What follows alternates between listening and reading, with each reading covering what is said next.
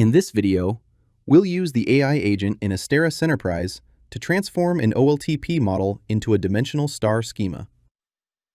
We begin with an existing transactional model. Using the AI agent, we simply ask, create a star schema from this model. The agent first creates a copy of the model, preserving the original structure.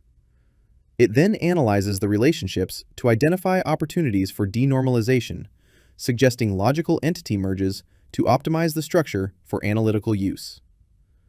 Next, it evaluates the schema to identify fact tables, entities that represent measurable business events.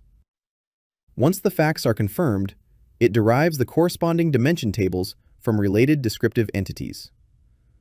With those decisions finalized, the agent generates the complete star schema automatically.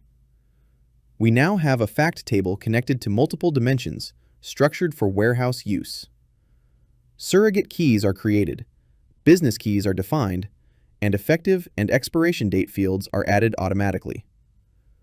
The agent then analyzes dimension attributes to identify candidates for slowly changing dimensions and suggests appropriate SCD types based on attribute behavior. What began as a normalized OLTP model is now a fully structured star schema, produced through guided AI-driven modeling rather than manual redesign.